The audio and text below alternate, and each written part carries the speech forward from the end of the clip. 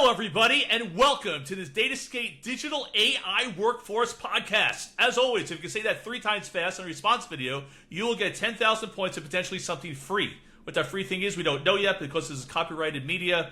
I'm not really at liberty to do anything else because of our lawyers, so we'll leave it there. Joining us today is, as usual, Ryan Albretsen, and we have a very special guest from Marco Technologies, Mr. Dustin Bonn, who's a vice president over there of the IT division. So we're very excited to have Dustin on today, and to kind of talk about AI assessments, how AI is applied in their business, why somebody from South Dakota is a Dolphins fan, and all sorts of good things. And before we begin, those that are watching, if you want your own AI assessment or whatnot, you want to talk to us to be a guest, please drop your comments in the comment box below, regardless of whatever platform you're on. Dustin, welcome. Thank you very much for coming today. Can you tell us a little bit about yourself before we dive into all the AI goodness we have to talk about today? Yeah, well, thanks, guys, for having me. So, Dustin here, Vice President of IT Operations, Marco Technologies. I am a South Dakotan, which the few, the far, that you'll ever meet. But my journey is it Brock Lesnar from South Dakota? Yeah, you know what Brock Lesnar is. 45 minutes from where I originally grew up. Yeah. So my journey's taken me all the way from pulling Ethernet cables, doing structured cabling. My parents owned a couple of Dairy Queens, so it got me out of flipping burgers for the summers. Got into IT sales and kind of moved my way into IT operations. So I was about employee 500 at Marco here.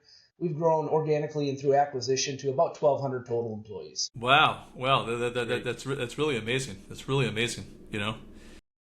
I mean, it might be more amazing to jump from Dairy Queen to technology, but we could save that. We could save that for another I don't time. know. Those blizzards are pretty good, man. Are they? Oh yeah. I could put the curl at the top of the cone, the best of the best, man. Wow. So I mean, you know what? I don't know if anybody else at Marco could actually do something like that. So you might have, you might have a niche there. So Dustin worker could not do that. No, they cannot. No. Ryan is right. You cannot do that with AI. So anybody who's watching it, working at Dairy Queen, your jobs are safe. You keep it America great with like serving it with the little thing on top. Like everything is good. Don't worry about anything. Yeah. We're here to help. Okay. Dustin, before we start, I know before we began, we were kind of in a little pre-podcast chat. South Dakota Dolphins banner behind you. Explain that to the audience a little bit, because we enjoyed the answer. To be honest. Yeah, with you. One name and Dan Marino. Parents are. My dad specifically, avid Dan Marino fan. We got the starter jackets like most kids did back in the days that do appear to be making a comeback, and it stuck. And so here we are. My whole family's still a Dolphins family. The 5 of us all in South Dakota. Wow. No, the best part about the starter jackets, even if you got like the pullover, which was like $65, like the cheapest one, they were still good jackets. Like in the snow and the rain. You could be pummeled in South Dakota or like the South Long Island where I grew up. You were pretty much okay. Like you'd be walking around Manhattan with that starter jacket. You're like, hey, check me out.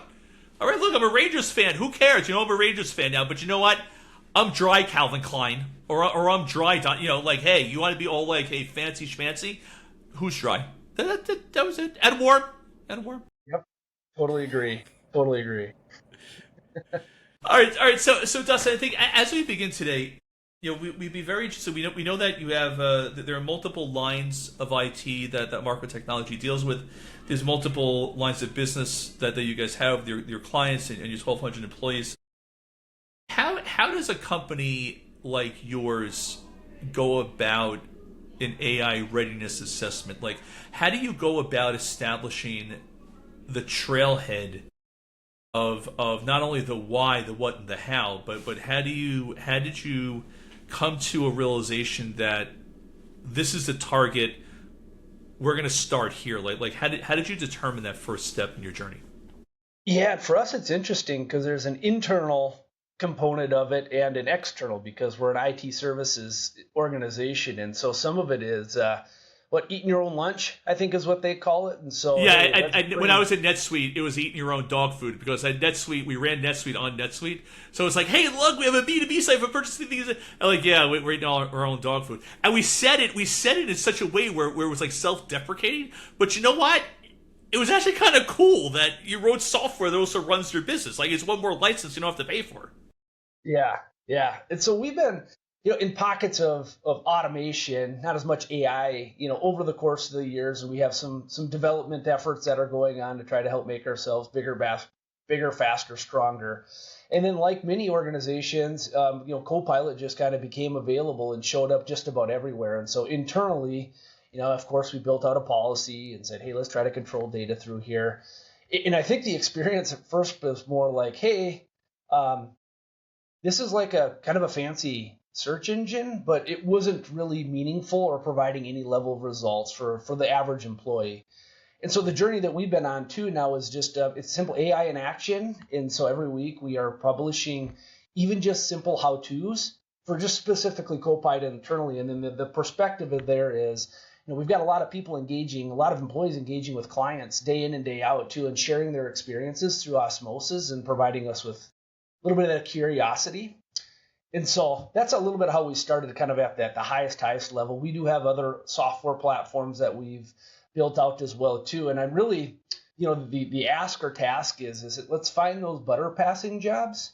If you think at like Thanksgiving of, hey, I'm actually more concerned about, our kids, Ryan, we referenced got 12 and 13-year-old kids. Some of these jobs, like it's not a matter of like, if we don't, of who's actually going to do that type of work. Right. Like our kids aren't going to do that type of work. So I think my perspective on some misconception is, AI is going to take over the world, take all these jobs. I'm concerned about the jobs that just people aren't going to do anyways. From a business perspective, we got to get ahead of them. So that's a little bit internally. We got some things going on, and then we do have an external client-facing readiness assessment as well too, to try to empower organizations to think about where they could be driving efficiencies. And we've got some questions that we've built really through an assessment we've built through our online portal that we've custom built, and just to help drive curiosity, interaction, because I think most people don't even really know where to start. And in some organizations, leadership isn't on board yet too. Right. And so for us, it started at the executive level saying, we're going to be an AI first organization, so let's just gain that clarity at the top, and then let's start driving it down and then out. We are doing some stuff with our clients as well too, so like interactive chat, getting away from emails. Still can call us, you can still email us, but eventually we say like support should go away. It's probably going to be like fax and going to be around for a bajillion years, but we're trying to drive better client experience to lead to higher client retention as well. Right.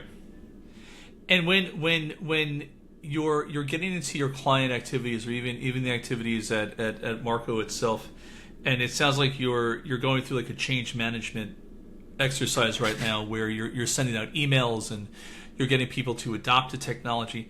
What are you finding are the biggest barriers to rate of adoption, or what are you finding the biggest objections that you're getting either internally or externally within your experience? Yeah, it's. I'll use two examples. Internally, even just using something simple as like a Copilot technology, it's just a rate of I have to work different. And so kind of forcing some of those, saying, hey, like I even go as far as my leadership team saying, hey, I really don't want to see anything from a business plan or strategy perspective unless you've ran it through AI. It can provide some clarity, could help you become more concise, but it can provide you with ideas. And then from our client perspective, it's, hey, I'm used to submitting a ticket this way. And so we've curbed or changed the response time and service level targets to favor that type of experience as well. And then kind of sorry, go. Sorry. No, I was saying, now that you said that, I saw this picture online. I think it was on LinkedIn, and it was this gal sitting in this chair, and she had a sign on the back, and it said, "Please don't ask me a question that you first haven't asked ChatGPT." And it's true. It's like, look, let's, in the simplest form, using AI, getting people to adopt it with just asking ChatGPT, Copilot, Gemini, whatever it is, a question, right? And then, getting that answer and go, okay, maybe I don't need to bother her, right? Or maybe I don't need to, go into leadership, right? Totally. The other thing is, like, you shouldn't start with a blank canvas anymore. Gone are the days of staring at your screen thinking, how the heck am I even going to start this, accomplish this? And so you're like unproductive for the first, hour and a half because you don't even know what letter to start with, what word to start with, where to start in the paragraph. And so same thing, just asking, let's get ahead of the game here too, because I personally think with just my own personal cases, I've got to be 2 or 3 times more productive than I was a year ago. Right. Through just the use of the tools and some, I followed Sam Parr, the My First Million guy. He's got a AI as an executive coach kind of playbook that he ran through. Mm-hmm. So I did that through ChatGPT. And so even some of the workings that I'm doing, I'm asking for more of an executive lens. So like I've got my own personal coach. Wow, that's pretty cool, man. Well. Oh, that's pretty cool application there. Yeah, and Dustin, we've seen across, I guess, ourselves and other projects that we're involved in. There's a massive difference when you ask somebody to do something through a general prompt that's not paid for, a prompt that you log in for, a prompt that you pay $25 to $30 a month for, and then a prompt that has a deep research capability. And are you in your own business mandating that when you tell your people, run it through AI before you show it to me, so like more research has been conducted? Is your directive like a deep research, or is your directive just, hey, have the AI, kind of just evaluate this or analyze this so you have a second set of eyes? Like, how deep do you go with the different feature functions of these platforms?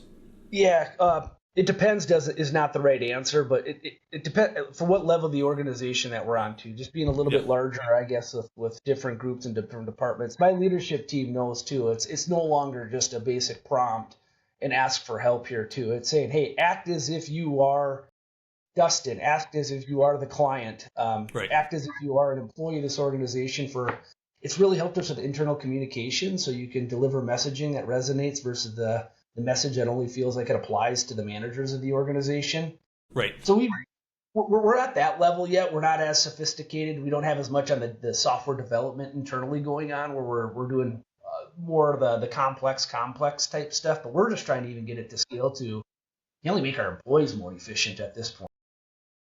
And I know. So we have a few minutes left here. So we always like to play like digital worker, Jeopardy here, with our AI workforce.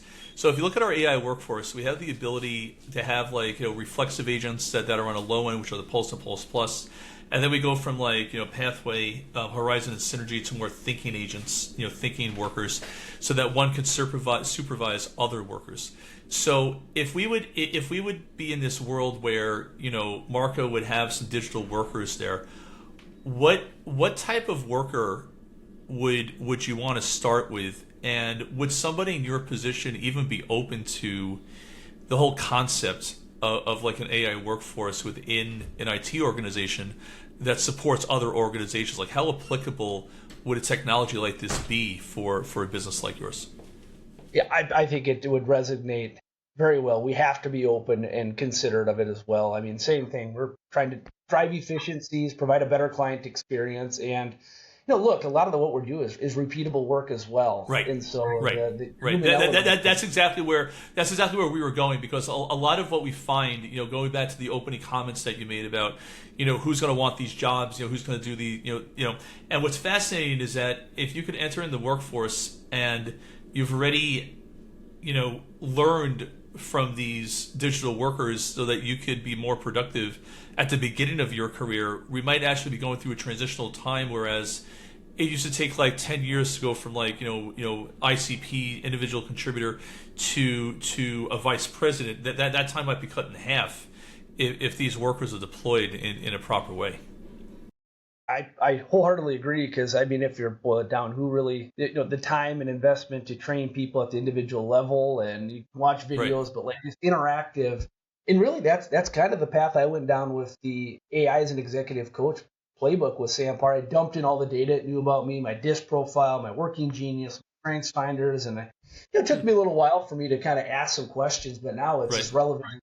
And I specifically said, hey, someday I'm going to be president, CEO of a company, help me get there. I don't know how I would have been able to do that. When we look at you in the executive corner of the Wall Street Journal, the Weekend Journal, it'd be like, so they always have something where they have mentors, and you'll be like, the AI I found in ChatGPT really helped me through things, and hey, I watched some Dan Marino videos. I'm good. I'm here. Dustin, I have to say we thoroughly enjoyed having you on the podcast today. We definitely thank you for taking the time to kind of share your experience with AI, albeit nascent like anybody, and how you've applied it to an organization of hundreds, not thousands of people, and the different contexts and scenarios that you've gone through. So definitely thank you for that. And we look forward to potentially having you again. And so on behalf of Ryan, Dustin, and myself, this has been the DataSkate Digital AI Workforce Podcast with a very special guest, Dustin Bonn from Marco Technologies. And thank you very much, everybody, and we will see you next time. Thanks, everyone. Thanks, guys. Okay.